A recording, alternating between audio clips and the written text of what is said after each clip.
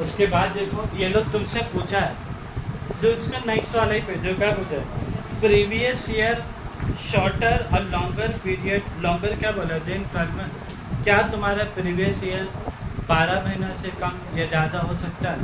तो previous year कम हो सकता है, लेकिन 12 महीने से कभी भी ज़्यादा शुरू कभी भी होगा, मार्च में उसको जाके क्या ख़त्म होना उसको। तो नीचे देख लो लोग जो क्या बोला, चैप्टर नंबर 1 तो नहीं होगा, जाके अभी भी तो मेरी शुरू तुमको कौन बोला पेज नंबर से लाने हैं? तुमको नहीं बोला, प्रीवियस ईयर एक चैप्टर के बाद दूसरा चैप्टर देखो। उसके बाद यहाँ क्या लिखा हुआ है, shorter previous year generally under 2 circumstances, पढ़ोगे उसका इंपॉर्टेंट है। Previous year may be shorter than 12 month, पिछला साल 12 महीने से कम हो सकता है, लेकिन कब देखो, in the case of newly setup business. कौन सा बिजनेस बोला? अगर न्यूली सेटअप बिजनेस, उसका ऊपर लिख दो बलून वलून से सजाए 15 अगस्त का दिन तुम लोग। हाँ, न्यूली सेटअप नहीं, कैसा आदमी दुकान वुकान पूरा सजाता है, बलून वलून सबको दावत दे रहा है, एक बिरयानी के साथ एक बिरयानी फ्री, ठीक है ठीक है। अभी तो आया था जी। और प्रोफेशन, और क्या लिखा, income newly comes into existence, the first previous year shall be the period beginning with the first day of commencement of business or profession and ended on क्या लिखा तुम्हारा 31 मार्च। तो शुरू कभी भी होगा, 15 अगस्त को शुरू हुआ, 1 अक्टूबर को शुरू हुआ, वो ख़त्म तुम्हारा कब होगा? 31 मार्च को होगा।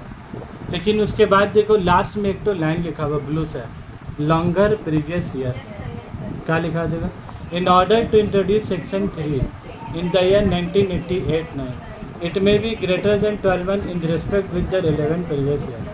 अब उसके बाद when income of the previous year is assessed during the same period, इसको वेरी इंपॉर्टेंट मार्क करोगे टॉपिक में, इसका मतलब पता नहीं तो लोग समझे कि नहीं समझे, ले बता जाना फिर से पढ़ रहे का है। तो जहाँ तक उम्मीद है कि नहीं समझे, फिर हम दोबारा से एक बार पढ़ दे रहे उसको, ठीक है। देखो ब्लू लाइन में क्या लिखा हुआ है, व्हेन मतलब कब, income of the previous year is assessed during the same period, मतलब उसी साल में इनकम को क्या करेंगे तुम्हारा हम लोग असेस करेंगे। अभी तक जो हम लोग पढ़ा प्रीवियस ईयर असेसमेंट ईयर, वो क्या बोला हम लोग तो कमाएंगे 22-23 में, 28 कब देंगे 23-24 में, कमाएंगे 22-23 में, 28 कब देंगे हम लोग 23-24 में, मतलब 31 बोले अगला साल देंगे। ये टॉपिक में क्या बोल रहा है, कमाएंगे भी वही साल, टैक्स भी देंगे वही साल। तो ये उस जो आज उल्टा बात सब बात इन लोग बोलेगा, उसके बाद फिर लॉ का भाषण है क्या, हाँ ये सब बात बोलेगा। तो तुम लोग को बहुत पहले बोला था, तुम लोग बहुत पहले याद है बोला था, लड़का बहुत अच्छा है, लड़का का 2 दुकान है, लड़का का 1 लाख रुपये सैलरी है, लड़का का एक तो BMW है, लड़का का चितपुर में 2 दुकान है, मर्लिन में एक फ्लैट है, इतना पैसा।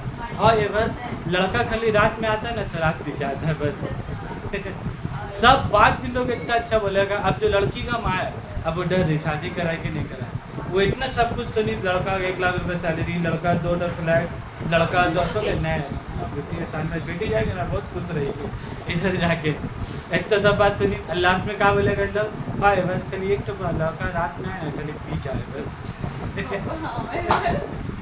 तो हाई बार इतना डेंजर चीज़ होता है। इस सारा ऊपर का लाइन तुम लोग हाई बार सुनने के बाद क्या है, तुम्हारा डिसीजन चेंज होता है। तुम क्या लोगे, अब लड़की का माँ क्या बोलेगी, वैसा पैसा लेंगे कोई फायदा नहीं है, जब लड़की ने खुश रहेगी तो लड़की देगा फायदा का, लेकिन तो हाई बार तब बात सुनो। इन लोग यहाँ पर तुम्हारा क्या बोल रहा है, पहले लोग क्या बोला कि कमाएंगे इस साल टैक्स देंगे वो साल, फिर ये लोग क्या बोल रहा है, कुछ इनकम ऐसा है, सब इनकम नहीं, कुछ इनकम ऐसा है जो कमाएंगे भी इसी साल और टैक्स भी देंगे तुम्हारा इसी साल। तो अब देखिए टॉपिक में इसमें 4-5 एग्जाम्पल है जो तुमको बताया, वो टॉपिक को क्या है वेरी इंपॉर्टेंट है, मस्ट रिवाइज कर दो। उसके नीचे में जो 1 2 3 4 5 है ना, बहुत इम्पॉर्टेंट है। हाँ वो लॉन्ग क्वेश्चन में देगा, चलो उसका उधर से ना 4-5 मार्क्स का लॉन्ग तुम लोग से पूछ सकता है। तो देखो पहला क्या बोला है, income earned by a non resident Indian. कौन सा इंडियन बोला था, नॉन रेसिडेंट मतलब वो इंडिया में रहने वाला आदमी नहीं है। को फॉरेनर इंडिया में आया तो income earned bye non resident Indian from the shipping business. कहाँ से रुपया कमा रहा बोलो? शिपिंग बिजनेस से। जिन लोग का पानी जहाज का काम है, किसका कारोबार है वो? पानी जहाज का बोला जिसका कारोबार है, जिन लोग का पानी जहाज का कारोबार है, इसी टॉपिक से रिलेटेड बातचीत हो रहा है। शिपिंग बिजनेस और शिपिंग बिजनेस का क्या बोला? ये आदमी कौन है? रेसिडेंट है कि नॉन रेसिडेंट? कई लोग दो बात बोला है कि आदमी हिंदुस्तानी नहीं होना चाहिए, गलत चीज। मतलब पानी जहाज से तुम लोग काम समझ लीजिए, पानी जहाज एक जगह से निकला दूसरा जगह चले गया, इंडिया से निकला सऊदी चले गया, श्रीलंका चले गया, श्रीलंका से फ्रांस, ऐसा जहाज तुम लोग घूम के 3 साल का बाद फिर इंडिया में आ गए, तो तुम टैक्स कैसे लोगे? वो तो कमाएंगे का 3 साल का बाद हो गया। तो इसीलिए शिपिंग। और दूसरी बात परेशानी भी क्या, ये आदमी भी हिंदुस्तानी नहीं कि बड़ा जो लौट के इंडिया वापस आ गया, वो इंडिया से निकला सऊदी गया, सऊदी से श्रीलंका, श्रीलंका से चाइना, और जाकर उधर अपना घर बचा लीजिए। चाइना का बाद वो लौट कर इंडिया में वापस ही नहीं आया। चाइना का आदमी तो चाइना चले गया, तब बोले इंडिया का इनकम टैक्स डिपार्टमेंट वो चाइना में जाकर उससे टैक्स अगला साल जुलाई में ला सकता, नहीं ला सकता। तो इसलिए क्या बोला, जो शिपिंग का बिजनेस करेगा और जो कौन होना चाहिए? नॉन रेसिडेंट, ये होना चाहिए। इंडिया का रेसिडेंट का बात नहीं कर रहा, नॉन रेसिडेंट इंडिया फॉरेनर होगा। तो लोग जब इंडिया में आकर कमाएगा मार्च का महीना में, या कमाया फरवरी 2023 का, लोग क्या बोलेंगे? फरवरी 23 को करेंगे, तो जुलाई 2024 का दिन तैयार। अभी कमाए अभी देखेंगे, जब चले जाएगा तो कहाँ जोड़ेंगे? तो उसका तो इसीलिए सब केस में लोग क्या बोले, when income of the previous year is assessed during the same period, जो असेसमेंट ईयर होगा वही लोग के लिए प्रीवियस ईयर होगा। या ऐसे बोल सकते हैं जो प्रीवियस ईयर होगा वही लोग के लिए ऐसे सेम दोनों रहेगा। उसके बाद देखो सेकंड क्या बोला, पॉइंट नंबर 2 से बहुत इंपॉर्टेंट है, income earned by person who leave India. जो क्या बोला, income earned by person who leave India during the current previous year and at present who has no intention of coming back। मतलब वो आदमी जो इंडिया का ही रहने वाला है, लेकिन इंडिया छोड़ के फ्रांस गया, फेसबुक में किसी से मुलाकात हो गया उसका, और जिससे मुलाकात हुआ वो ऑस्ट्रेलिया के निकले, अब उसको कहाँ जाने होगा? ऑस्ट्रेलिया जाने होगा। और लड़की बोल रही कि हम तो इंडिया आएंगे नहीं, लेकिन लड़का बोल हम तो लगे ना, रह नहीं सकेंगे। वो बेचारा कहाँ चली गया? ऑस्ट्रेलिया चली गया। तब बोले ये सब जैसा मामला होता ही है फेसबुक से बहुत सारा। रह रहे इंडिया में, रह रहा ब्राइट स्टेट में, और बातचीत हो गई ऑस्ट्रेलिया में लड़की से, तज्जुब वाला बात। ठीक है, फिर भी प्यार अंडा होता है, कुछ भी हो सकता है, ठीक है। हाँ, प्यार अंडा तो कुछ भी हो ही सकता है। तो आप बोल सुनो, इधर सुनो बात। देख लो क्या बोल रहा है, इनकम देखो क्या लिखा हुआ है, income earned by person who live India during the current period. वो आदमी रहने वाले यहाँ का कमाया यहाँ पे ही है, लेकिन वो इंडिया छोड़ के जा रहा है। और फिर क्या लिखा देखो, and at present has no intention of coming back. तुमको ही मामला में तुमको लग रहा है कल लौट के आएगा, वो तो गया तो का फिर आ जाए, फिर वहीं का ऑस्ट्रेलिया में जाके का घर संसार, फिर वहीं बिजनेस कुछ करने लगा तो आ आएगा वापस। तो इनकम टैक्स का कहना, जब ऐसा टाइप का कोई सिनेरियो है जो चले जा रहा और आने का उसका उम्मीद नहीं है, तो फिर बोल रहा जब जा रहे साल अभी टैक्स दे, तो इसका अगला साल का जुलाई 2024 का इंतजार करने नहीं होगा। अभी कुछ महीना चल अक्टूबर 23 फ्लाइट पकड़ेगा एयरपोर्ट में, एयरपोर्ट पे पकड़ने से पहले तो पहले बोलेंगे कहा चल पैसा निकाल, पहले इनकम टैक्स का पैसा लेंगे, उसके बाद बोलेंगे जाओ अब एरोप्लेन में बैठ, अब ऑस्ट्रेलिया जाना है जाओ, लेकिन उससे पहले उसको जाने देंगे। तो ये सब बात पहुँच ही जाता है। अब जैसा बोले has no intention of coming back to India, आने का कोई इरादा नहीं है, तो हम ऐसा सिनेरियो बनाए आने का कोई इरादा नहीं। अब एकदम सिनेरियो ले रहे ऐसा, बहुत आदमी लोग सऊदी में कुवैत में जाता है काम करने के लिए, वो जाता है तो कॉन्ट्रैक्ट पहले ही से हो जाता है उसका कंपनी से कि 2 साल का कॉन्ट्रैक्ट है, तो जा रहा है तो उसका आने का इरादा है कि नहीं। एकदम कई सब केस में ऐसा है, सऊदी में गया उधर ही रह गया, तो जहाँ तुम्हारा वीजा ही 2 साल का है, तुमको 2 साल का बाद रिटर्न क्या आनी होगा। ये एम्प्लॉयमेंट पर्पज़ के लिए जा रहे तो क्या है रिटर्न आनी होगी, नौकरी खत्म फिर आओगे, फिर यहाँ से इंडिया से इंटरव्यू दे जाकर फिर क्या फिर जाओगे बाद तो ऐसे चलेगा। लेकिन वो आदमी जो जा रहा आने का इरादा है, लेकिन ये जो जा रहा ऑस्ट्रेलिया आने का इरादा लग रहा है, बोल रहा उसका भी ना रह ही नहीं सकेगा। तो उद्वार रहने का इरादा उसका क्या है, आने के इरादे। तो इस सब मामले में क्या बोल रहा, 22 अक्टूबर में जा रहे 23 में तभी पैसा दे जाके जाए। तो जब आ गए तो कहा हम लोग जाएंगे ऑस्ट्रेलिया पैसा लाने। इस सरकार क्या बोलेगा, उससे ज़्यादा एयरपोर्ट में ही पकड़ लेगा। एयरपोर्ट में अलग अलग डिपार्टमेंट, इमिग्रेशन डिपार्टमेंट, सब में पहले क्या पूरा कागज पत्तर चेक चाक हो के तब फ्लाइट में का हम लोग का बस का तरीका रुखाए चढ़ रहा है, एरोप्लेन ज़्यादा रुखाने चढ़ रहा है, वो पूरा प्रोसेस हो गया तब जाके क्या है, तब जाके बैठो आसमान में वो सब भी होता ही है। अब देखो पॉइंट नंबर 3 छोड़ोगे, बहुत बड़ा उसका छोड़ो। पॉइंट नंबर 3 का बाद देखो पॉइंट नंबर 4। पॉइंट नंबर 4 में क्या बोला है, इनकम ऑफ द एसएससी और ट्रांसफर प्रॉपर्टी टू, क्या लिखा जाएगा, टू इवेड टैक्स। यहाँ पर हम अपना प्रॉपर्टी किसी को ट्रांसफ़र कर रहे हैं और टैक्स से बचने के लिए। मतलब हम बहुत रुपया कमाए, ठीक है, अब हम बहुत रुपया कमाए, लेकिन हम सब रुपया अपना नाम में रखेंगे तो क्या है, सरकार के नज़र में आ जाएंगे। तो हम क्या है कि एक तो प्रॉपर्टी हम अपना नाम में लिया और एक तो प्रॉपर्टी अपने अम्मी के नाम में ले लिया।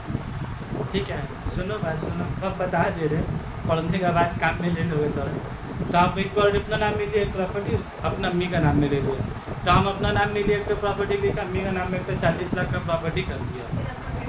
अब फिर सरकार बोल रहा तो रखी क्या काम करती है, बोले हाउस वाइफ। बोले जब हाउस वाइफ तो 40 लाख कहाँ से आया।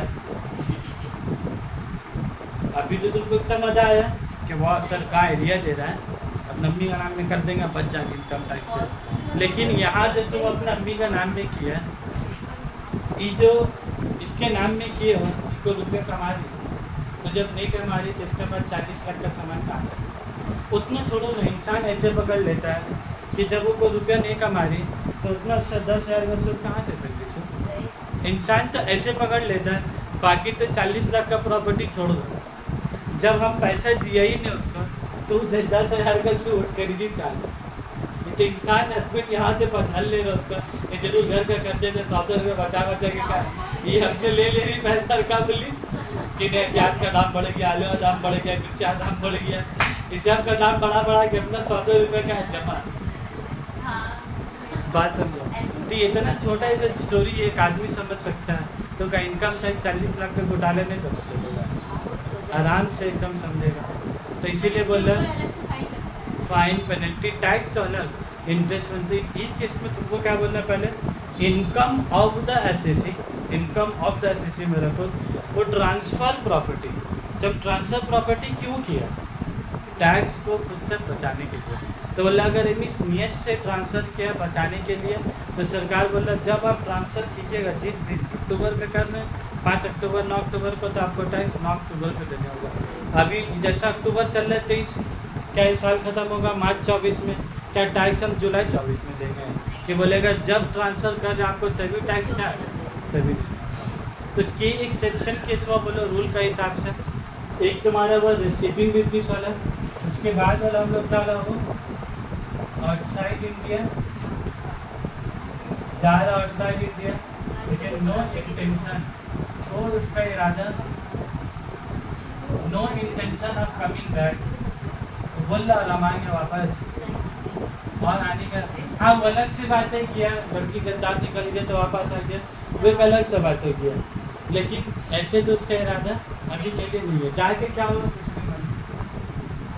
होता है, सब बहुत रिस्की प्यार मोहब्बत होता है, सब बहुत हेवी रिस्की होता है, दोनों के लिए रिस्की है, लड़का के लिए भी रिस्की है, लड़की के लिए भी रिस्की है। सभी को बोलता है ज़िंदगी प्यार से तो नहीं न चल जाएगा, चावल दाल खिलाने लग क्या, वो बोलेगी हमको चावल दो तुम क्या दोगे, प्यार ऐसा रहेगा। इसका कम उम्र अगर इतना कुछ समझ में आ गया तो अच्छा बात है। उसके बाद ये लोग क्या करूँ, इनकम ऑफ द एसएससी जो ट्रांसफ़र प्रॉपर्टी, ट्रांसफ़र प्रॉपर्टी किसके लिए कर रहा बोलो, इवेंट टैक्स। बहुत अच्छा से एक एक तो अल्फ़ाबेट, एक एक तो वर्ड पकड़ के बारीकी से समझा, ठीक है। अब जब तुम लोग को एग्ज़ाम लेंगे तुम लोग आंसर लिखने टाइम में इवेंट का कोई अलग ही इंग्लिश मत लिखोगे कभी, इवेंट को इवेंट ही लिखोगे, बड़ा नहीं। हाँ फिर तुम लोग बोलोगे अब नॉन वर्ड में लिख देंगे तो मुश्किल हो जाएगा, तुम नॉन वर्ड उतना अच्छे नहीं तो लिखोगे, इवेंट का बदली तुम क्या लिखोगे बराबर, तो तुमको याद करके लिखने आएगा। अब पॉइंट नंबर 4 देखो क्या बोला, income earn from the business which has, देखो क्या लिखा है, डिसकंटिन्यू।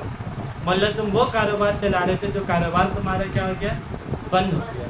तो जब बंद हो जाएगा तुम्हारा कारोबार, तुम ताला वाला बंद करके तुम बेच बाज के चले जा रहे हो अक्टूबर में, तो अगला साल मार्च में ख़त्म होगा, जुलाई में इनकम टैक्स कहाँ बचेगा। तो बोला अगर बिजनेस ख़त्म हो जा रहा है एकदम परमानेंट तुम क्लोज कर दे रहे हो तो फिर तुमको टैक्स अगला साल देना किसी साल, जो तुम्हारा प्रीवियस है वही तुम्हारा एसेसन। तो ये सब हमारी बात एक्सेप्शन, अच्छा एक्सेप्शन है कि खराब है, सही है। सरकार भी दिमाग लगा रहा है कि कहीं वो दिमाग लगा देंगे प्रीवियस ईयर वो असेसमेंट है वो थोड़ा बिजनेस बंद करके चलेगा और अगला साल जुलाई में खोजेंगे तो मिलेगा, 6 महीने में तो कहाँ से कहाँ चली गई कोई साथ नहीं। तो ये तुम्हारे लिए बहुत बहुत इम्पोर्टेंट है, ठीक है, बहुत उसका वेरी इंपॉर्टेंट है, मस्ट एवर मार्क क्यों ना उसका, वो एग्ज़ाम में आता है, ठीक है। अब उसके बाद जो तुम्हारा कंसेप्ट है एसएससी, देखो उसके बाद बुक में क्या कंसेप्ट है तुम्हारा, एसएससी